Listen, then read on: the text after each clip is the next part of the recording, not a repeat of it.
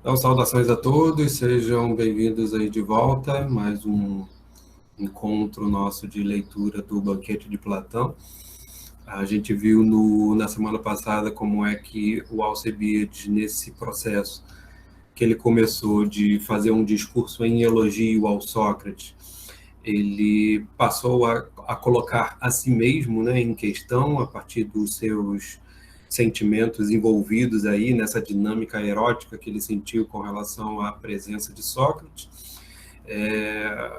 E isso, para o discurso dele, foi interessante para mostrar o que ele estava querendo dizer quando ele caracterizou o Sócrates como sendo uma espécie de Sileno e uma espécie de Mársias, né, que seria um sátiro. São figuras mitológicas que dizem respeito aí ao cortejo de Dionísio, né, aquelas figuras que estão próximas ali à figura mítica de Dionísio, e que tem por tarefa, exatamente no caso dos sátiros, né, esconder uma realidade divina por dentro de sua imagem aparentemente monstruosa, e no caso do sátira, Mársias, ter a capacidade de seduzir, né? O Mársias, ele com a sua flauta era capaz de seduzir a deuses e homens, e o Sócrates é comparado a ele no intuito de mostrar como é que, pelo discurso, ele conseguia obter o mesmo efeito.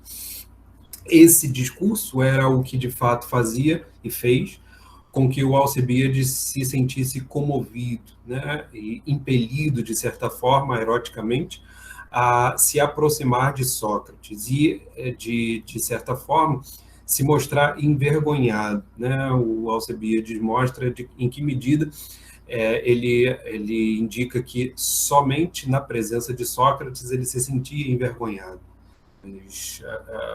O Sócrates era capaz de fazer aquilo que nenhum outro homem conseguia fazer com o Alcibiades, né?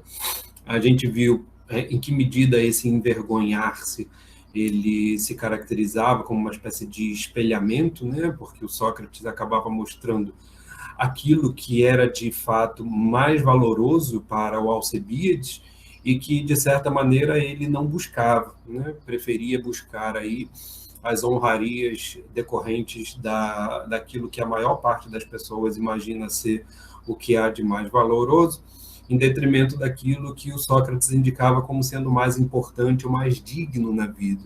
Então, de certa maneira, esse encontro com Sócrates, o que o Alcebiades chama de uma loucura filosófica, é ser mordido por uma cobra de tal maneira, né, que você se sente fisgado em descobrir-se, né, em um processo de autoconhecimento que revela a si mesmo aquilo que de fato é digno de louvor.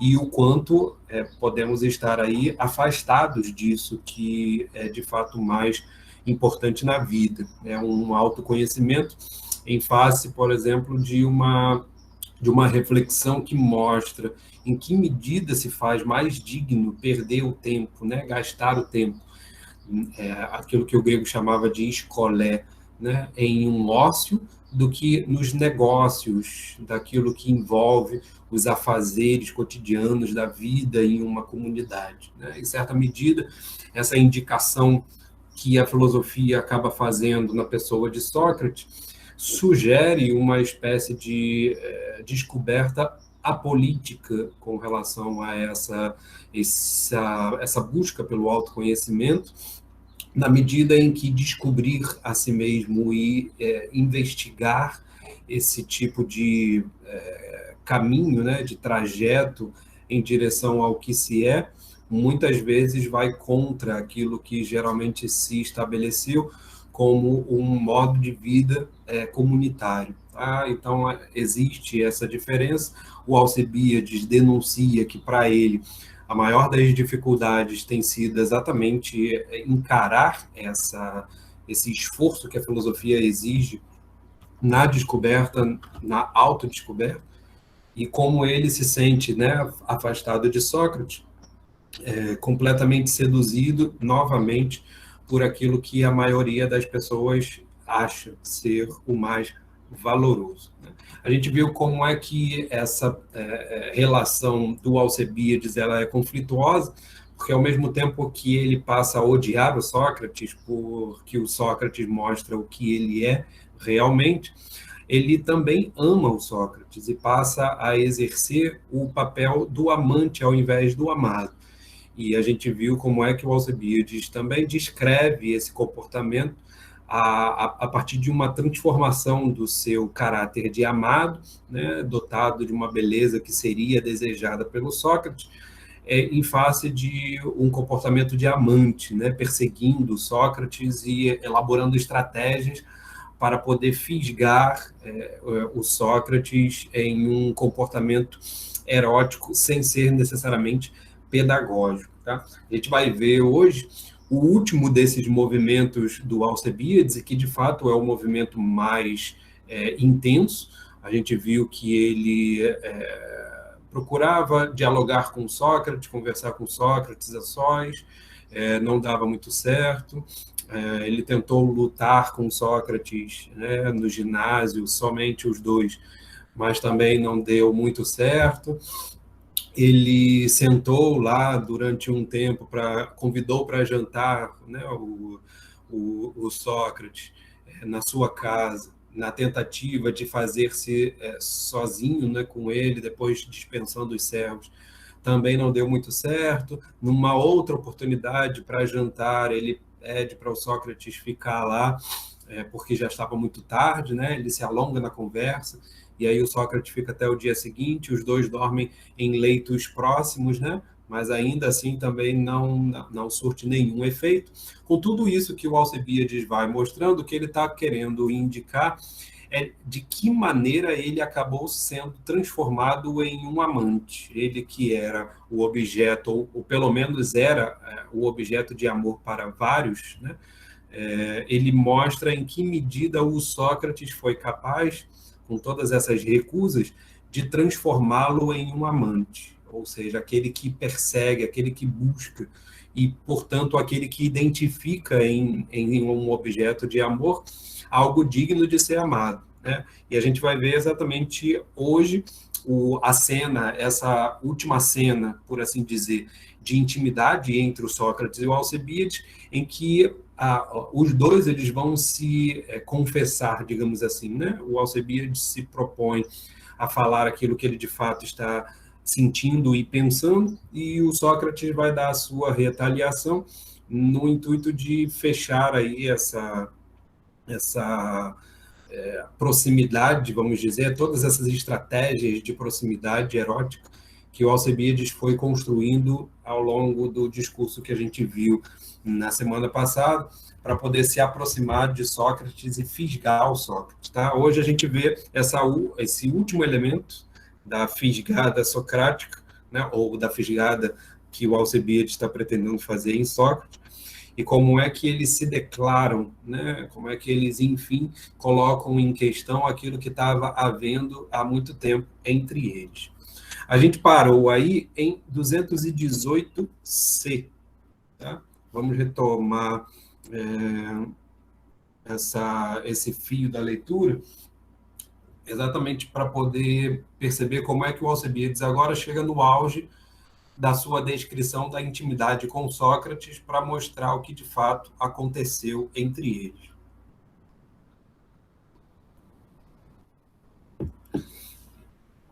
Vamos lá? 218C. O Alcebiades falou, então, de todos esses processos, né, de como ele não obteve nenhum sucesso com relação a isso. É interessante como é que ele vai mostrando que essas estratégias elas não são necessariamente apenas algo que os amantes fazem para prender os amados, né, para armadilhas, né, para pegar o amado, mas tem um vocabulário aí que nos aproxima do contexto da guerra, né, da batalha. Então a gente percebe como é que o Alcebiades, né, que se pretende ser um grande líder político, um grande líder militar, vai tendo aí uma certa dificuldade para produzir determinadas estratégias para vencer o Sócrates, ou seja, derrubar as barreiras que impedem com que o Sócrates se debruce de fato naquilo que o Alcibiades está pretendendo que ele faça. Tá? Então, agora a gente vai ver o que de fato eles estão pretendendo, tanto o Alcibiades quanto o Sócrates, naquilo que eles declaram mutuamente aí. Tá? 218c. O Alcibiades continua, então.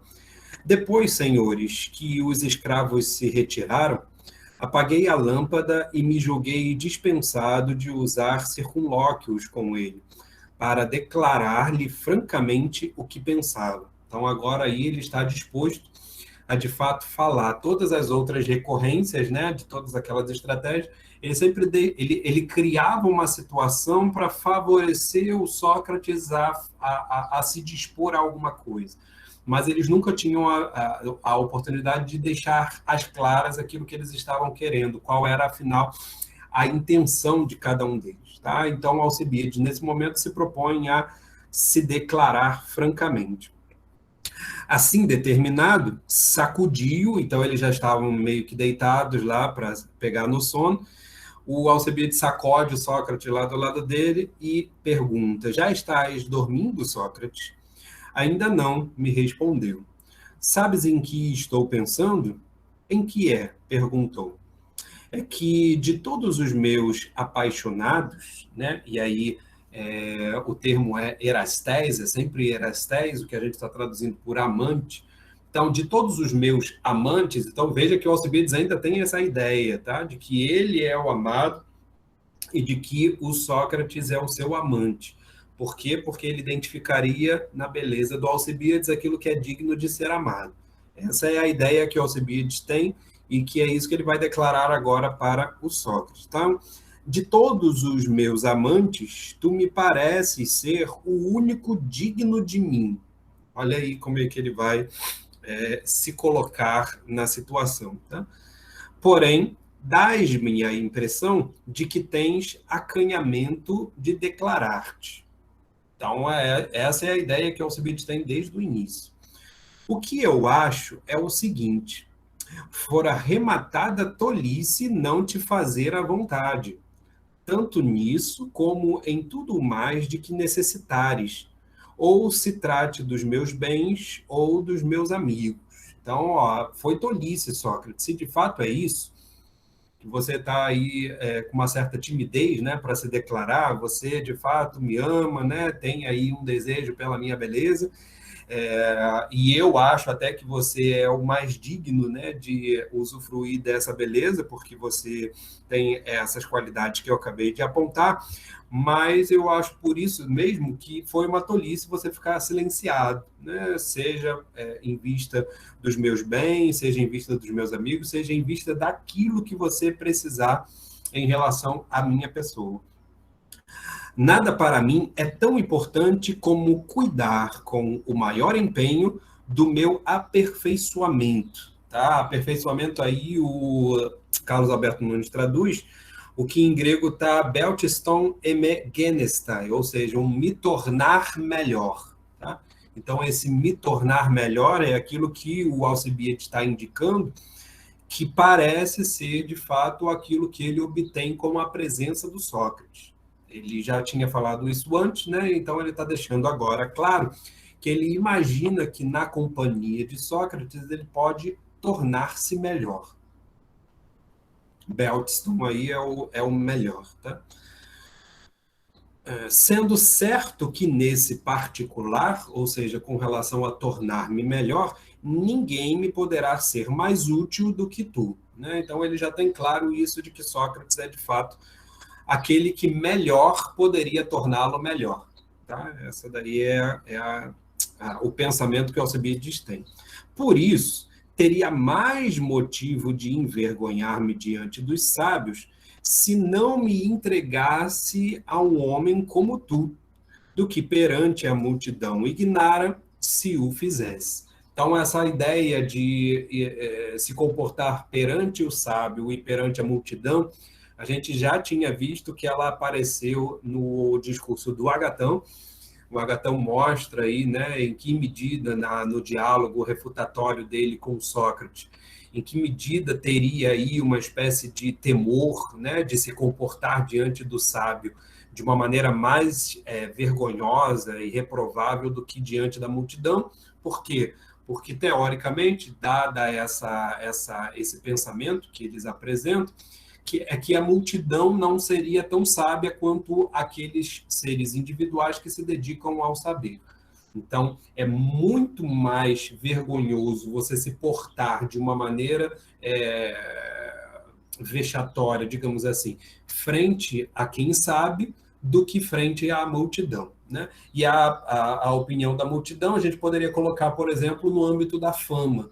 E no âmbito daqueles que sabem, a gente poderia alocar o sentimento de honra. Né?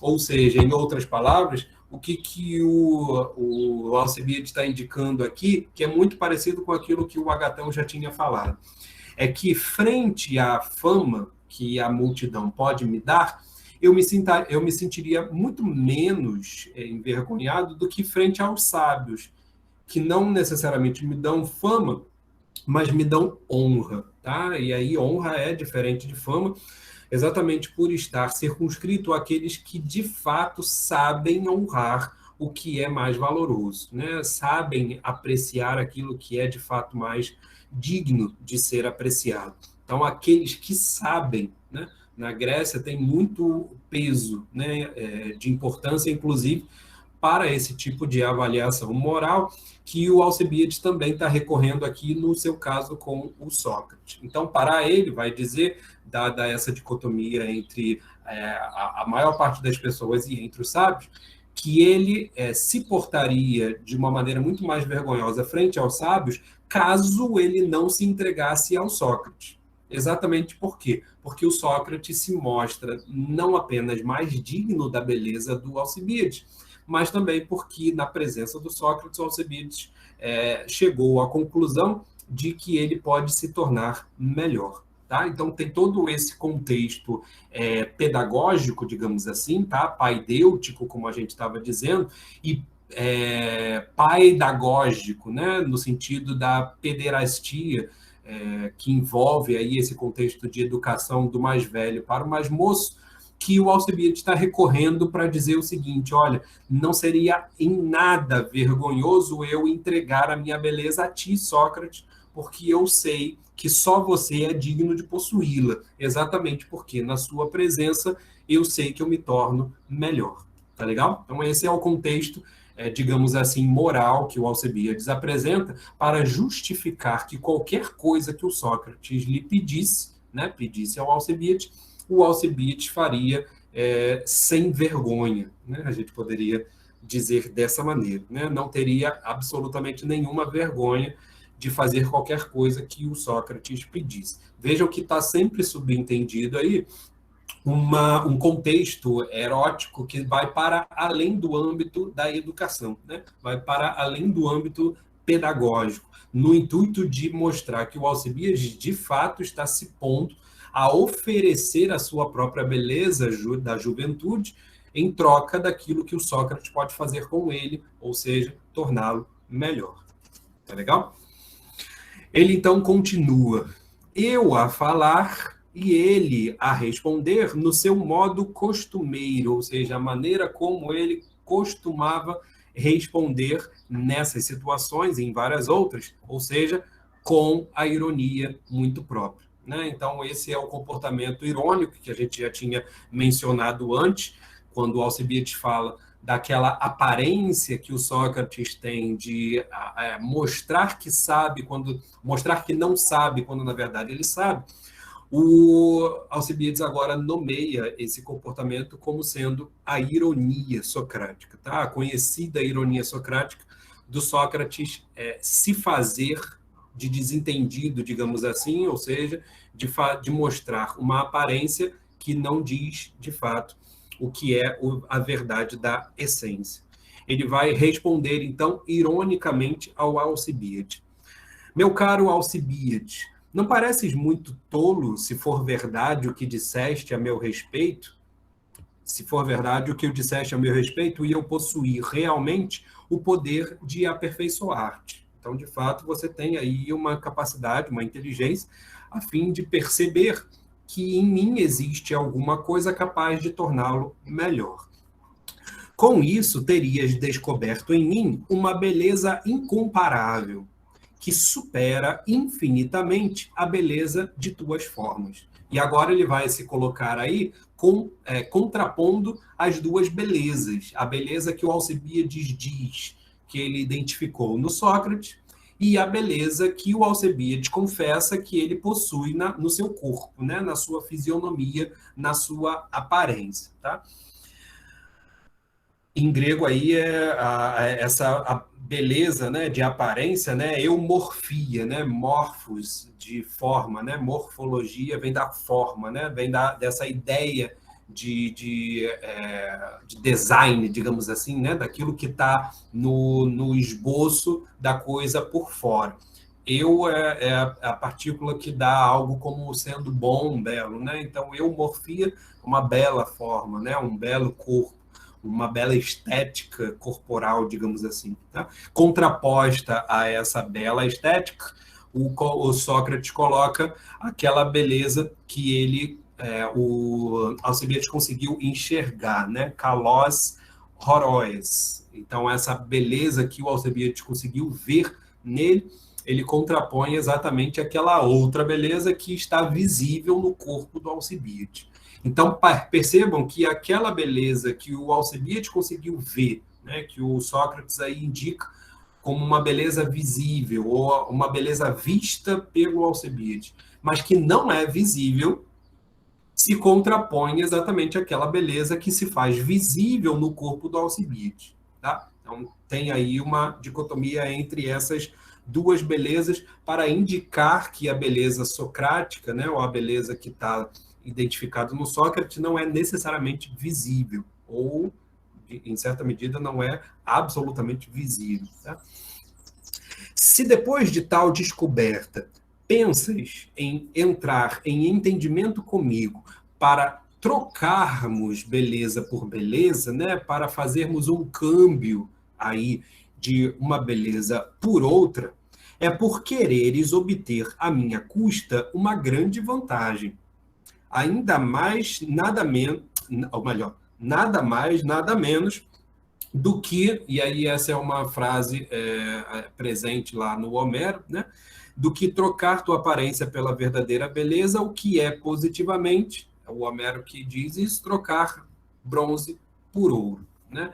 Então, trocar a verdadeira beleza, que seria aquela invisível que você conseguiu ver em mim, trocar essa beleza pela sua, que é visível e, portanto, menor, né, em termos de qualidade, em termos de essência, porque ela é apenas aparência, eu estaria, de fato, trocando ou oferecendo, né, no lugar, ouro em troca de bronze. Né? Você estaria me oferecendo bronze, enquanto eu te ofereço ouro, e aí eu estou saindo claramente na desvantagem.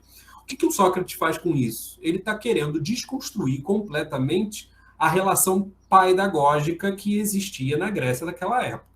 Por quê? Porque era exatamente esse tipo de relação paidagógica que existia entre o mais velho e o mais jovem. Tá? A gente vem falando isso desde o discurso lá do Fedro, em que ele tenta caracterizar isso, e sobretudo o Pausanias, quando vai fazer o elogio desse tipo de relação, para mostrar exatamente que o mais velho, ao cobiçar a beleza do mais jovem, e o mais jovem, ao se aproximar, né, e se deixar seduzir por esse mais velho, através daquelas artimanhas que o mais velho usa para atraí-lo, né? É exatamente porque ele imagina que na presença do velho ele vai se tornar melhor. O Sócrates está denunciando o seguinte: olha, o mais velho de fato está saindo na desvantagem nesse caso. Ele está trocando bronze por ouro, se de fato ele possui uma beleza interior, se de fato ele possui uma capacidade, né, de tornar aquele mais jovem melhor.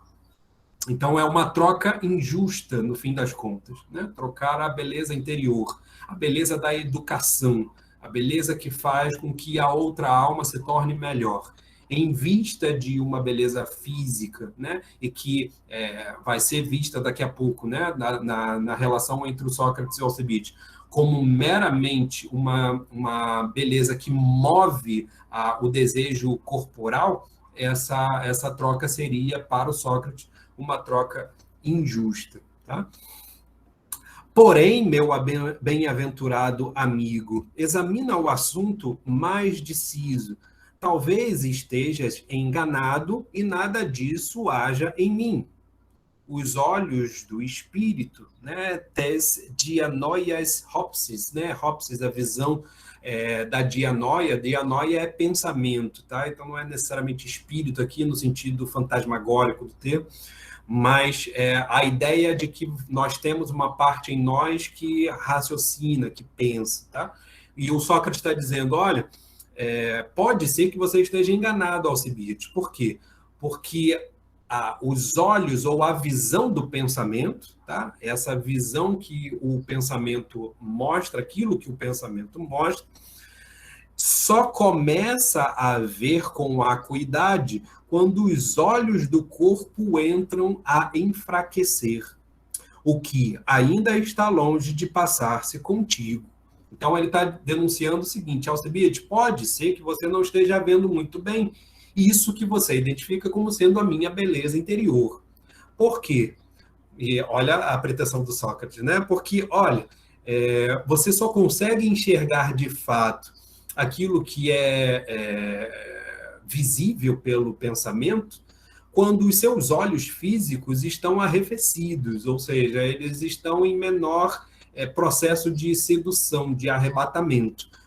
Quanto menos você é seduzido pelas formas físicas, pelas formas sensíveis, mais você é seduzido pelas formas do pensamento e do discurso. Então, veja, o que o Sócrates está indicando olha, Alcibiades, você ainda não está muito próximo desse processo, me parece, porque os teus olhos ainda se constrangem muito pela beleza física, né? Claro, é de fato uma ironia, né? E não por acaso o Alcibiades declarou exatamente essa fala do Sócrates como uma ironia. E por quê? Por muitas razões.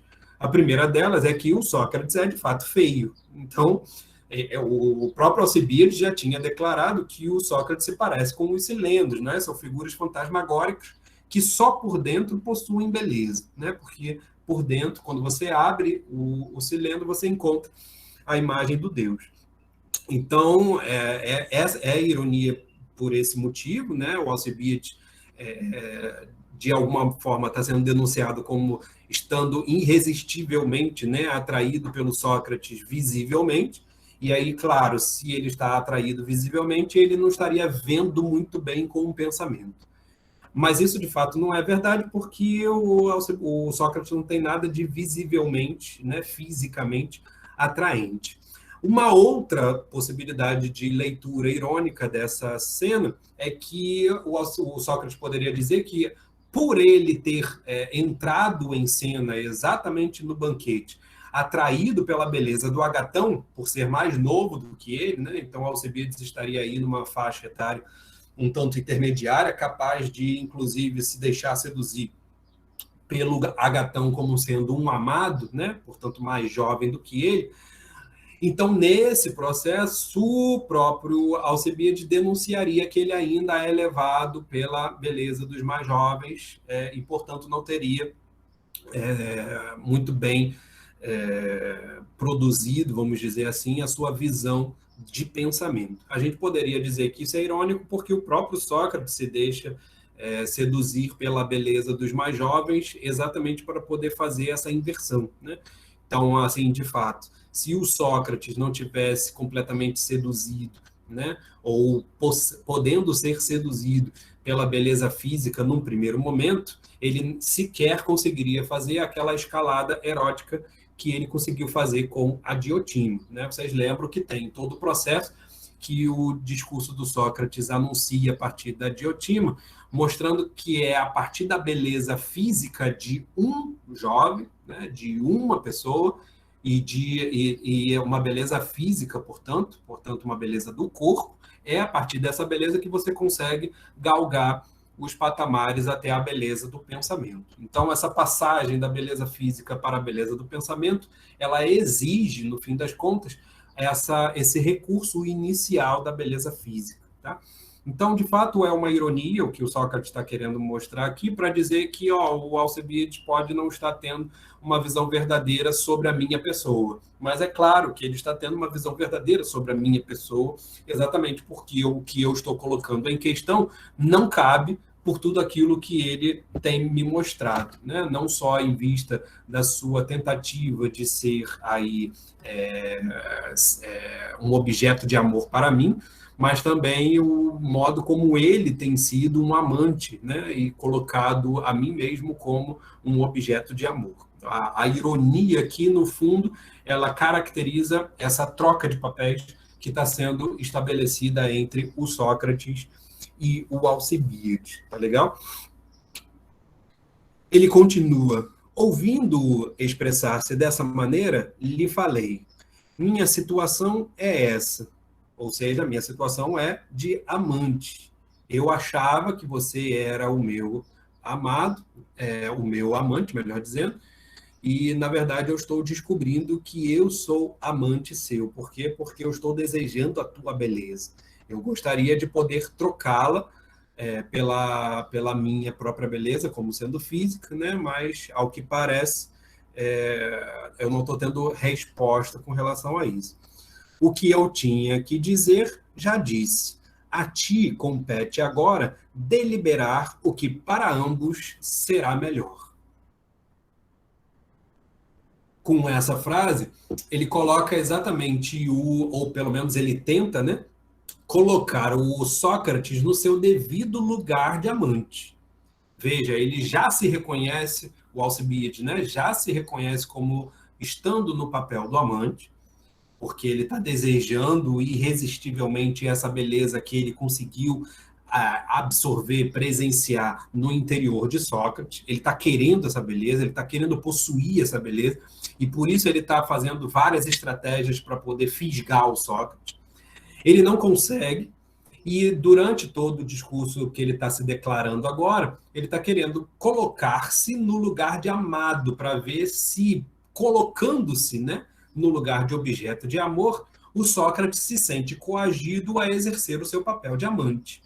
Era o Sócrates que deveria estar fazendo todo esse cortejo para poder fisgar e aprisionar o Alcibiades. E por isso que o Alcibiades fica louco, né? Porque, no fundo, ele está sendo negado em seu papel de amado, né? E é por isso que o Alcibiades acaba sendo um amante no fim das contas. Tá?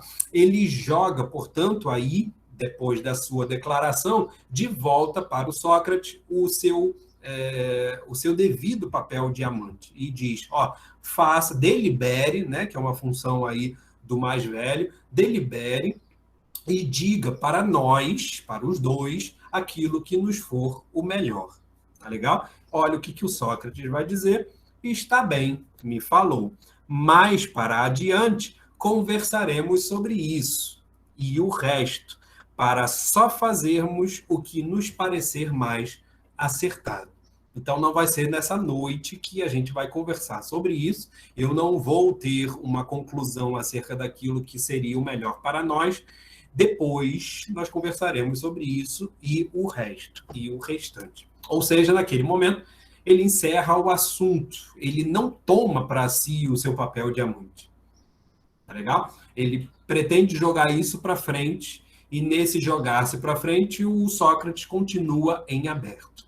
Tal como o Alcibiades, que estava ali declarando-se, né, tinha se colocado em aberto face ao Sócrates. Então, veja, o que mais constrange o Alcibiades, que ele vai falar em seguida, é essa recusa do Sócrates de fazer o papel do sedutor, de fazer o papel do conquistador, que seria o papel apropriado para o amante. Essa recusa que constrange, sabe aquela coisa que... Você já deve ter vivido isso em alguma situação, né? Todo mundo já deve ter passado por isso, principalmente na juventude, quando você tem aquele amor platônico, né, por alguma figurinha que não está nem aí para você, né, e você está fazendo de tudo para poder fazer com que aquela pessoa te perceba, né, te veja, constate que você está ali, está desejando ser cortejado por ela, mas você não quer fazer isso se derretendo toda, né? Você vai só abrindo as brechas, né? Vai só fazendo as aberturas para favorecer com que aquela pessoa vá lá e te conquiste. E no que acontece aqui no caso de Sócrates é que nada acontece. Essa é a questão. E aí o Alcebiades se revolta, né? A gente vai ler agora qual é a revolta do Alcebiades em face dessa apatia, podemos dizer, do Sócrates em relação à sua abertura erótica. O Alcibiades diz, né? Depois de ouvi-lo e de ter falado como falei, outras tantas flechas com o que o visara, tinha como certo que o deixara ferido.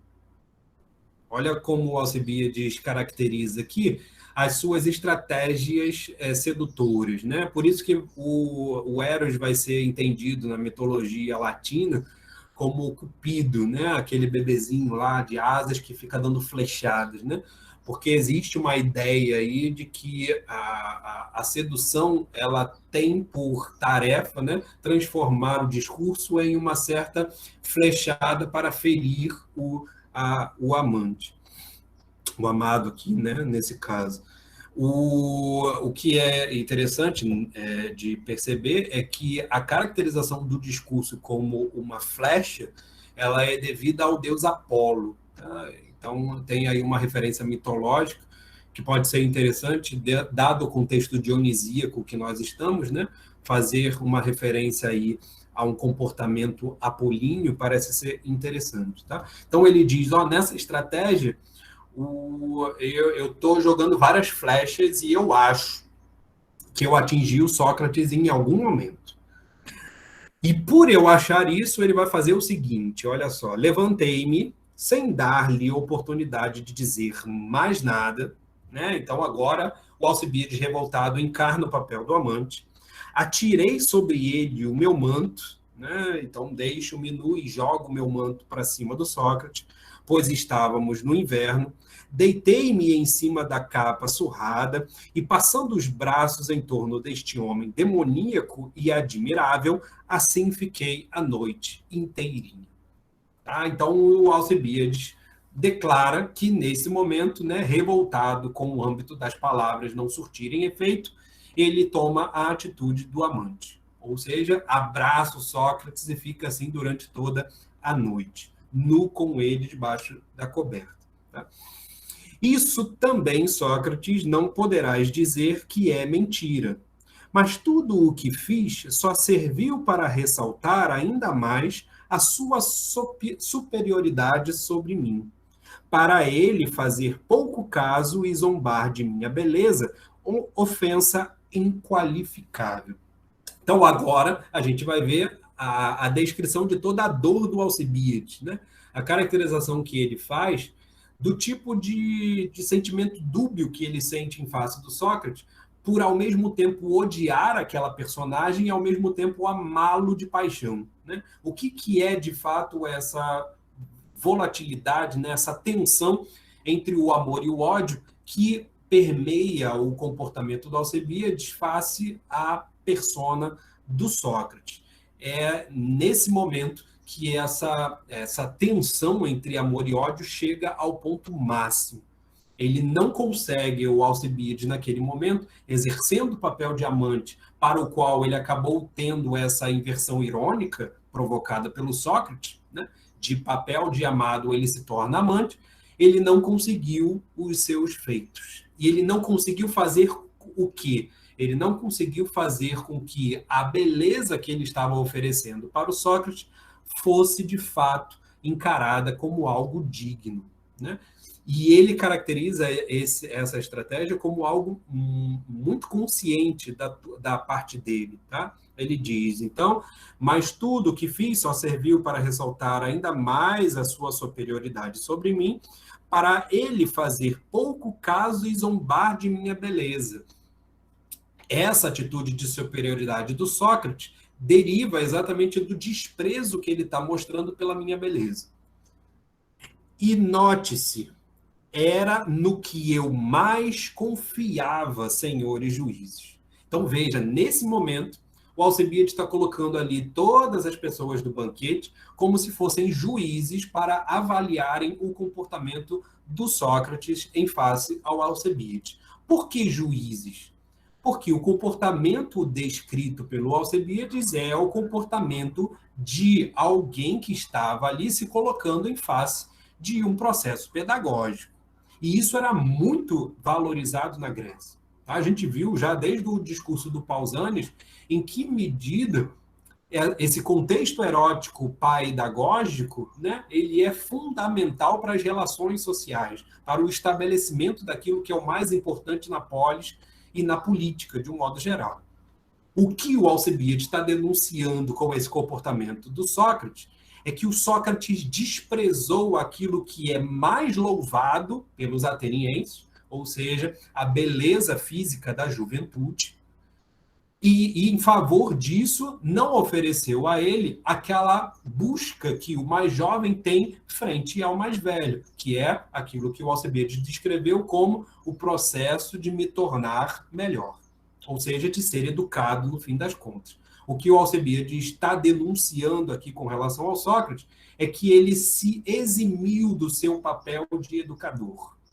E é por isso que ele atenta para esses personagens que estão ao redor como se fossem juízes. Por quê? Porque a gente sabe que o Sócrates foi condenado exatamente com a acusação de corromper a juventude. Corromper a juventude era dessa perspectiva, né? De fazer com que os jovens, né, tivessem não um melhoramento em vista daquilo que era o bem para a polis, mas em vista de uma proximidade para o exercício da filosofia, que afastava os jovens da polis e da vivência comunitária. Então, o que o Alcebiades, no fim das contas, está denunciando é que, ao mesmo tempo que Alcebiades, né, ao oferecer a sua beleza para o Sócrates, move o Sócrates a recusar o seu papel de educador, faz com que ele, nesse processo em que ele recusa o seu papel de educador, se disponha apenas a educar aqueles que querem a filosofia, né? Ou seja, aqueles que querem se eximir das suas atividades na polis, né, na cidade, na comunidade, em detrimento da vida filosófica, daquela vida que ele disse ser a vida mais digna. Perceberam isso? Então tem aí um contexto jurídico e político que o Alcebiades está colocando para representar toda essa rejeição que o Sócrates acabou provocando no Alcebiades. Não era digno, vai dizer o Alcebiades, que ele fosse de fato recusado pelo Sócrates. O Sócrates era aquele que era mais digno de melhorá-lo, né, de aperfeiçoá-lo, portanto, de educá-lo. No momento em que um jovem elege o mais velho como sendo mais digno de educá-lo, esse mais velho deveria, de fato, cumprir esse papel educativo, esse papel pedagógico. O que o Sócrates faz é abrir mão desse papel. Mas veja, ele não está abrindo mão de educar o Alcebiades, ele está abrindo mão de fazer-se uso da beleza do Alcebiades em detrimento da educação que ele está oferecendo. E era essa troca que geralmente acontecia. Tá? É claro que nem todas as relações paedagógicas, né, culminavam em relações homoeróticas. Né? A gente não tem necessariamente a relação de uma coisa culminando na outra, mas, obviamente, existia o ambiente que favorecia esse tipo de relação. Né? Então, você tem ali um contexto que o Alcebiades está denunciando, que faz com que o seu raciocínio seja o seguinte: o Sócrates recusou o contexto da relação erótica que eu estava propondo em vista da minha beleza, e por isso ele pode ser dito como tendo recusado o papel pedagógico que estaria relacionado a esse contexto.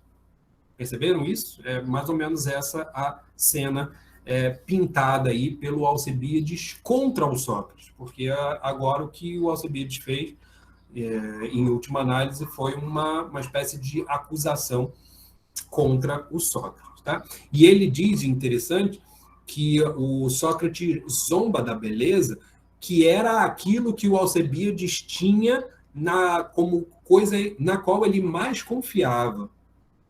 Por que o Alcebiades confiava, sobretudo, na sua beleza? Por quê? Porque dentro de uma sociedade como a sociedade ateniense, ser belo, né, e aí próximo da nobreza também, claro, você era, de fato, cortejado pela vida comunitária da cidade. Né? Todos os privilégios, todas as benesses que a comunidade política poderia oferecer, elas derivavam, sobretudo, desse tipo de qualidade que era identificada num jovem, que era a beleza. Então, a beleza não era por acaso algo que o Alcibiades estava aí favorecendo como uma coisa supérflua. Não, muito pelo contrário. Era algo que era absolutamente valorizado no contexto ateniense, de tal modo que ele confiava que, por meio da beleza, ele poderia obter tudo, inclusive uma noite com Sócrates. Né? O que o Sócrates mostra para ele, no fim das contas, é que, rejeitando a beleza do Alcibiades, ele acabou mostrando que ele não vê a beleza física como sendo mais importante do que aquilo que ele tem interiormente. Tá? E é essa conclusão que o Alcibiades vai chegar agora na sequência. Então, era no que eu mais confiava, ou seja, essa beleza que eu tenho, senhores juízes. Sim, pois estais aqui para julgardes a arrogância de Sócrates. Né? Então vejam que o Alcibiades coloca ali todos os presentes como tendo a qualidade de julgarem o comportamento de Sócrates em termos de arrogância. Né?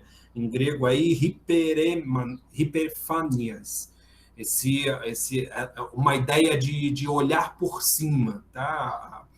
A noção grega, né, a palavra grega dá essa ideia, né? Alguém que olha por cima, olha com soberba, né? Olha com arrogância.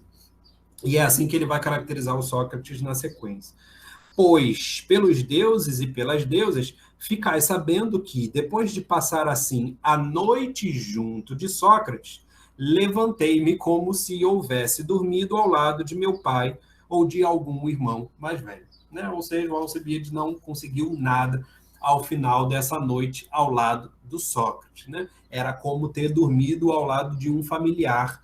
Por quê? Porque não tiveram nada de relação. Tá?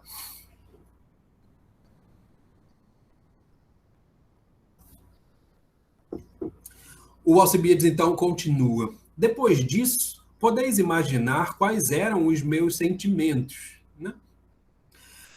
Sentimentos não é necessariamente o que ele fala em grego, ele fala dianoia de novo, né? Dianum. Então é como se ele dissesse, né? Depois disso, podeis imaginar quais eram os meus pensamentos, né? O que se estava passando pela minha cabeça. Em última análise, era mais ou menos isso que o Alcibiades disse. Julgava-me desprezado, sem deixar, no entanto, de admirar sua beleza, sua temperança e o domínio de si mesmo, que lhe é característico. Ou seja, ele se julgou ao mesmo tempo desprezado pelo Sócrates e ao mesmo tempo sentia uma admiração enorme por aquele homem, mostrando-se sóbrio, né, valente, corajoso e capaz de dominar a si mesmo. Encontrara um homem como não podia imaginar modelo de sabedoria e de firmeza, a tal ponto que nem achava meio de romper com ele e evitar a sua companhia, nem de vir a conquistá-lo. Sabia perfeitamente que ele era ainda mais invulnerável ao dinheiro do que Ajax ao ferro. Ajax é uma grande figura aí mitológica lá da Guerra de Troia, né, que era incorruptível, né, em termos de ferro com as armas, né, aquilo que era feito às armas. E eis que conseguira escapar do último chamariz com que esperava capturá-lo. O Alcibiades pensou, em último caso, em oferecer dinheiro, né, e constranger o Sócrates em termos financeiros, né? Mas, com relação a isso, vai dizer o Alcibiades, o Sócrates se mostrava invulnerável. Fiquei desorientado, porém, tão preso a este homem como um escravo, sem poder fugir do seu círculo de influência. É como se o Alcibiades tivesse sido fisgado por um tipo de comportamento que, ao mesmo tempo, o aproximava e o repelia a Sócrates. E essa característica é, de fato, a característica do processo erótico filosófico. Essa ideia de que, ao mesmo tempo em que você se aproxima da verdade, você a recusa, né, por um certo tipo de movimento que faz com que você evite ver determinadas coisas que você não gostaria de ver. Tá? A gente já viu isso no encontro passado, como é que esse processo de aproximação e de repulsa é muito característico do tipo de descoberta a qual a filosofia leva, né? Dentro da prerrogativa erótico-pedagógica que a filosofia propõe, esse tipo de sentimento que o Alcibiades está descrevendo é o sentimento básico daquilo que alguém que se aproxima da filosofia genuinamente acaba sentindo no fim das contas. Tá? E que é muito próximo do comportamento daquele prisioneiro da alegoria da caverna do Platão. A gente já falou sobre isso também.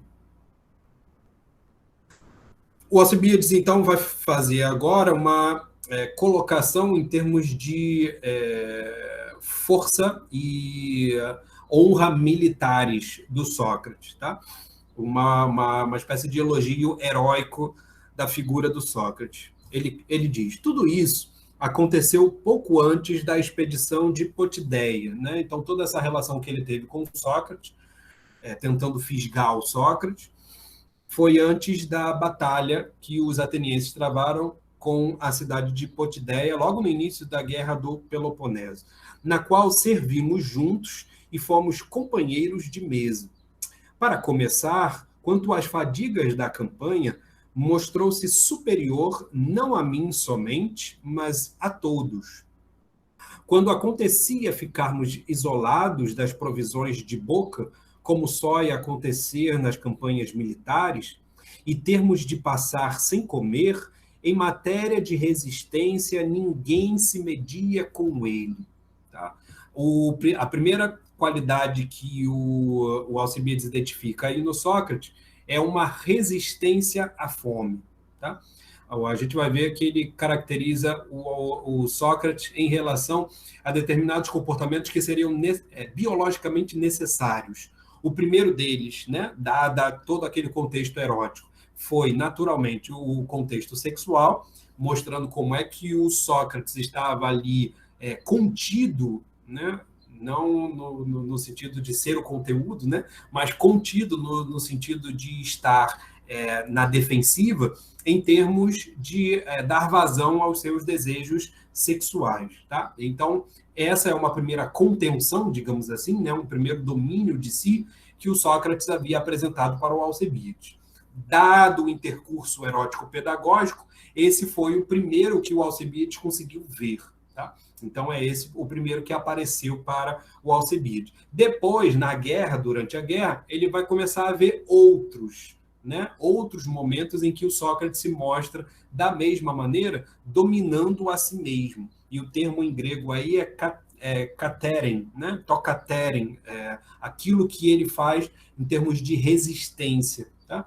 E a carteria, né, que vai ser o substantivo que os gregos vão começar a utilizar em referência ao Sócrates, diz respeito exatamente a esse domínio de si, né? Carteria vai ter aí uma ideia da força, né? E do modo como você consegue governar a si mesmo, em termos de domínio, né? Em termos de autodomínio, digamos assim, tá? Então, em matéria de domínio de si, ninguém rivalizava com o Sócrates. E o inverso também acontecia. Nos dias de fartura, para comer estava só, e conquanto não gostasse de beber, sempre que o forçavam a isso, vencia a todo mundo. E o que é mais de admirar, nunca ninguém viu Sócrates embriagado.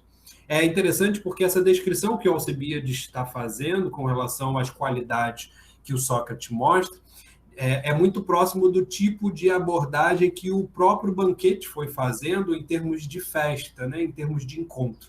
No momento do encontro, né, dos convivas ali para o banquete, eles primeiro jantam, depois bebem e depois vão fazer a confraternização.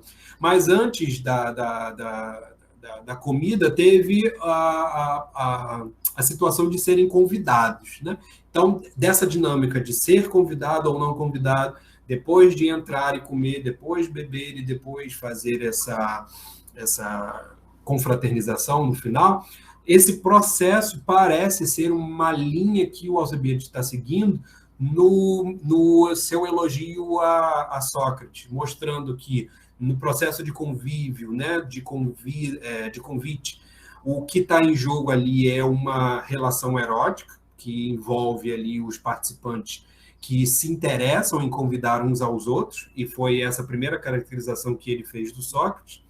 Depois, agora, ele faz uma caracterização do Sócrates resistindo à fome, né, e ao processo de comer, seria o primeiro ato daqueles que vão jantar juntos. E agora ele fala sobre aqueles que bebem juntos. E mostra aquilo mesmo que o próprio Agatão antes e vários outros convivas já tinham identificado, que era a capacidade que o Sócrates tinha de não se mostrar embriagado. Muito provavelmente ele era o único que se mostrava sóbrio naquele momento ali do banquete, em que todos os participantes estavam ouvindo o discurso do Alcibiades. Tá? Então, o Alcibiades ratifica essa qualidade do Sócrates. Tenho que tirareis agora mesmo a prova do que afirmo, né? E o Alcibiades coloca ali como prova para os próprios convivas, né? Olhem para o Sócrates e vocês vão ver exatamente a prova do que eu digo, tá? Ele, exatamente nesse momento aqui, não se mostra embriagado. Ao enfrentar os rigores do inverno, naquelas bandas o frio é muito intenso, fazia maravilhas. De uma feita, um dia de grande geada, quando ninguém deixava sua barraca, ou só o fazia com um mundo de agasalhos e os pés envoltos em feltro e peles de carneiro, né? Hoje em dia, muitas cidades no Brasil estão vivendo esse inverno intenso, né?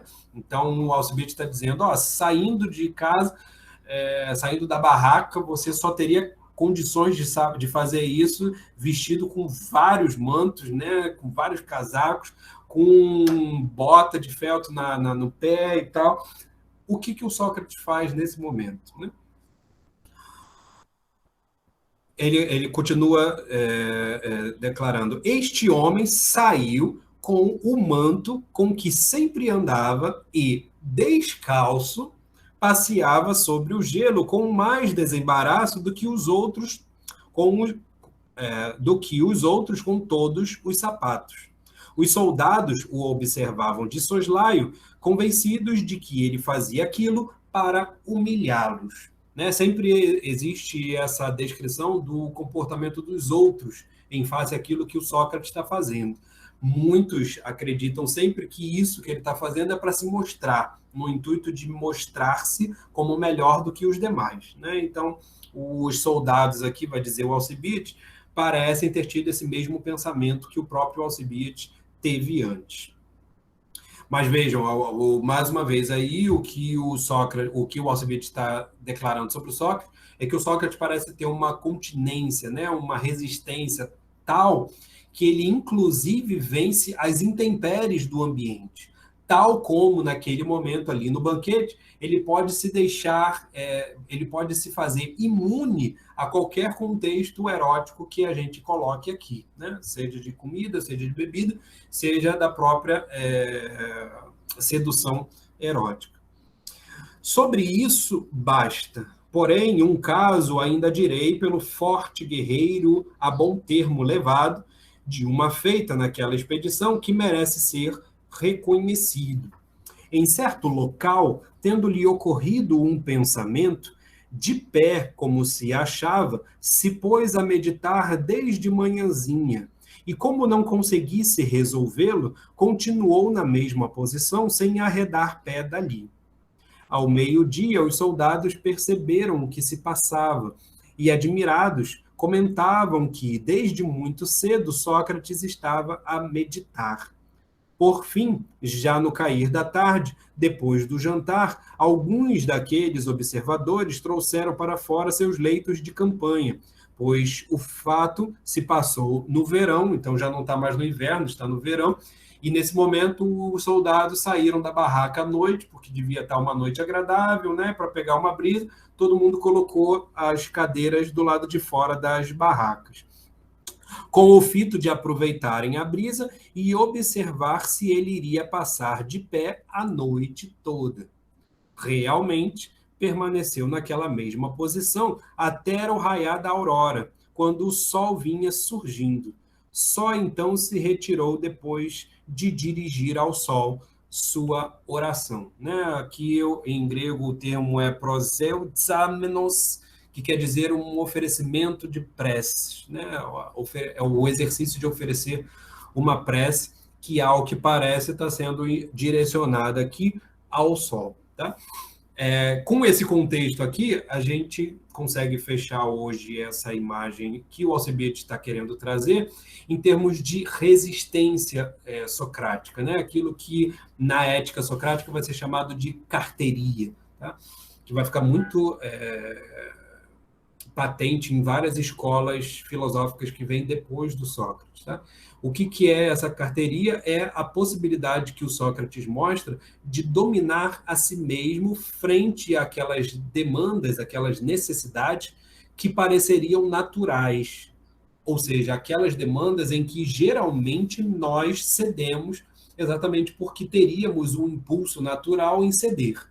Seja com relação à fome, seja com relação à sede, seja com relação à sexualidade, seja com relação ao tempo, né? Às intempéries do contexto ao redor. Em todas essas situações, o que o Alcibiades identifica é que o Sócrates se comporta ao contrário daquilo que se imaginaria. Mais uma vez aqui fica claro aquele processo de inversão que o Sócrates parece estar sendo o símbolo maior, né, de todo o banquete, mas que o próprio Platão tem tecido ao longo do banquete em vários momentos, para mostrar que aquilo que é próprio à filosofia é fazer uma espécie de inversão do esperado. Tá? Depois eu vou descrever para vocês um pouco melhor o que significa isso em termos de sabedoria grega, mas basicamente esse processo de inversão vem do ritmo que vai ser dado pelo próprio deus Apolo em termos da sua relação profética, né, dos adivinhos. Tá? O próprio deus Apolo é, ao mesmo tempo, Deus responsável pelo oráculo, ele inspira a pitonisa, né, a sacerdotisa, a pronunciar o oráculo, e ele é o responsável, ele é o inspirador dos profetais, né, daqueles que são chamados em grego de intérpretes da mensagem do oráculo, né, que ficavam nos templos à disposição daqueles que iam consultar o oráculo para, de fato, entenderem aquilo que o oráculo estava dizendo, porque o oráculo falava por aquilo que a gente chama hoje de uma linguagem oracular, né, enigmática. Então, era necessário que existisse alguém capaz de interpretar essas mensagens. Tá? Então, o Apolo, ele era o responsável, digamos assim, pela institucionalidade religiosa desse tipo de ambiente, tanto do ambiente da mensagem enigmática, quanto daquele que iria interpretá-lo. E veja, o processo de mensagem enigmática e de interpretação, ele vai ser entendido, muitas vezes, como um processo de inversão. Tá? Ou seja, um processo de passagem da poesia para a prosa, um processo de uma passagem do obscurecimento, né, das palavras do oráculo para o esclarecimento, né, das palavras do profetés. Então, você tem ali todo um processo que faz com que haja uma espécie de ciclo, né, da passagem de um polo para outro. Por isso que eu falei que, em alguma medida, A filosofia herda essa característica, e o próprio Platão parece indicar isso conforme ele vai criando o seu diálogo, para mostrar a todo momento que o comportamento filosófico, muitas vezes, é um comportamento de inverter aquilo que seria o esperado. Com a carteiria socrática, né, com esse autodomínio que o Sócrates mostra, que o Alcibiades está descrevendo, ele está descrevendo exatamente esse tipo de inversão do comportamento que geralmente se esperaria. Primeiro, ele se sente rejeitado, porque se esperaria que, frente à sua beleza, ninguém resistisse, e muito provavelmente naquela época ninguém resistia, tá? O Alcibiades era, de fato, bastante cobiçado. Então você tem ali o próprio Alcibiades declarando que ele confiava muito na sua beleza, como um recurso para a sedução, né? Como um recurso para obter determinados interesses. O que ele encontra em Sócrates é um herói inviolável a esse tipo de suborno, digamos assim, né? A esse tipo de sedução. Ele não se deixa seduzir exatamente por aquilo no que o Alcibiades mais confiava. Depois, o Alcibiades vai descrever essa resistência socrática, né? Esse comportamento de domínio de si, nas outras situações em que geralmente nós cedemos, inclusive aqueles soldados que estavam com ele em batalha. Então, esse contexto de guerra já mostra, em um momento, em um primeiro momento, um determinado contexto que é um contexto delicado, né? Um contexto que torna a dinâmica física e biológica do ser humano mais sensível, né? Você não está ali num contexto qualquer, não é um contexto de uma vida diária. Você está no contexto de uma guerra, e no contexto de uma guerra, comer é importante, e passar fome, em certa medida, enfraquece o teu tipo de comportamento no ataque ou na defesa em uma batalha.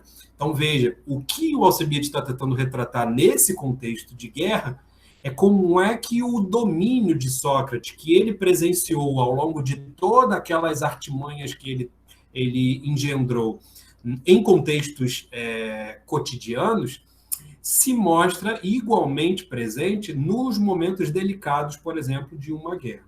Né? Mesmo naquele momento em que mais você deseja comer, mais você deseja beber, mais você vai sentir o frio, são nesses momentos que o Sócrates inverte a expectativa, mostrando que a fome não abate, o excesso de bebida não o embriaga e o excesso de frio não o torna incapaz de utilizar as mesmas roupas que ele utiliza no momento de verão. Percebe? E mais ainda, né, para fechar essa última imagem que o Alcibiades aponta, ele é capaz, inclusive, de passar o dia inteiro pensando na mesma posição. Veja que isso é uma referência àquela situação em que o próprio Sócrates tinha passado, né? O Aristodemo conta isso logo no início, de o Sócrates ter ficado pelo caminho, né? E ele ficou pelo caminho exatamente parado na porta de um vizinho lá, pensando. Até entrar no banquete, né, passa-se um longo tempo. E esse tempo que ele passa pensando foi uma amostra daquilo que agora o Alcibiades está ratificando na sua imagem socrática. O Sócrates, de fato, tem esse tipo de comportamento, e para ele, por que ele retrata isso, né? Para mostrar que, para ele, o mais importante é esse processo que ele chama aqui de Frotidzon, né? Frotidzon tem a ver aí com Fronem, né? Ou a capacidade de pensar, mas não de pensar apenas, como a dianoia, mas de pensar, inclusive, praticamente, né? Fronem vai dar a nossa ideia, a ideia que vem desde Aristóteles, né? De prudência, que é uma espécie de saber prático, saber como agir, tá? Esse saber como agir é isso que está embutido aqui no tipo de caracterização que o Alcibiades está fazendo. Mais uma vez, uma inversão. Por quê? Porque o Alcibiades coloca o Sócrates parado para pensar como seria a melhor ação. Percebe? Então, nesse contraste que o Alcibiades está tentando caracterizar o Sócrates. No momento de frio, o Sócrates se comporta como se estivesse no verão. No momento em que você tem que comer, o Sócrates se mostra como inabalável frente à fome. Né? No momento que está todo mundo bebendo, enchendo a cara, o Sócrates se mostra imune à embriaguez. Percebe? Todo esse processo que o Alcibiades está descrevendo é um processo de contraste. E esse contraste maior foi simbolizado agora pela imagem de um Sócrates parado em vista de buscar um pensamento acerca de qual seria a melhor ação. Percebe? Ele é capaz de perder um dia inteiro parado para poder descobrir aquilo que seria a melhor coisa a ser feita. Legal? Então, isso mostra, inclusive, uma justificativa para a própria recusa e rejeição que o Alcibiades tinha descrito antes com relação àquele contexto erótico entre ele e o Sócrates. Né? Muito provavelmente, o Sócrates ali precisaria buscar, né, durante muito tempo, qual seria a melhor ação a ser tomada com relação ao Alcibiades. E o Alcibiades não é, por acaso, uma personagem aqui, tá? Ela é colocada, de fato, como a personagem central desse tipo de processo erótico-pedagógico proposto pela filosofia. Porque o Alcibiades ficou, até a morte de Sócrates, né, como sendo o símbolo maior desse tipo de aluno incapaz de ceder à filosofia. Tá? É como se fosse o tipo de símbolo antagônico ao processo do educador. Aquele aluno que parece imune ao processo educativo filosófico, ao mesmo tempo em que se mostra irresistível frente a ele. Tá? Porque, claro, você pode dizer que alguém resiste à filosofia porque não está nem aí para a filosofia. Não era o caso do Alcibiades. O Alcibiades via muito valor na filosofia. Ele queria ficar perto do Sócrates para poder se modificar, para poder transformar-se em alguém melhor. No entanto, ele não conseguia realizar aquilo que era, de fato, exigido pela filosofia. Né? Então, ele fica como um emblema do tipo de aluno que foi incapaz de o Sócrates educar. Tá? E não é por acaso que ele aparece aqui exatamente no final do banquete.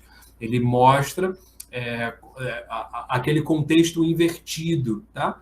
Ó, mais uma vez aí uma nova inversão, tá? Guardem essa inversão, porque veja, no discurso do Sócrates, o Sócrates é aluno da Diotima e ele está ali exatamente como um aluno aplicado para mostrar exatamente aquilo que ele aprendeu. No discurso do Alcibiades, é o momento de ele mostrar aquilo que ele aprendeu, né? Mostrar-se exatamente como um mestre capaz de valorizar e buscar a beleza que importa, e não necessariamente aquela beleza inicial, que é o início de uma escalada em vista do conhecimento. Mas, nesse processo de inversão, o que o Alcibiades, que seria agora o aluno, mostra é que ele foi incapaz de ser um aluno como o Sócrates foi. O Sócrates, quando foi aluno da Diotima, ele se mostrou um aluno exemplar. Por quê? Porque ele conseguiu realizar aquela escalada da Diotima. O que o Alcibiades está mostrando é que ele, de fato, não consegue, mesmo que ele valorize enormemente aquilo que ele vê em Sócrates, ele não consegue realizar isso. E essa é a grande frustração do Alcibiades, em última análise. Ele percebe o quanto a filosofia é importante para a vida do ser humano, mas ele não consegue realizá-lo. Tranquilo, gente? Podemos parar aí, então? Nós paramos aí em 220D e a gente continua na semana que vem.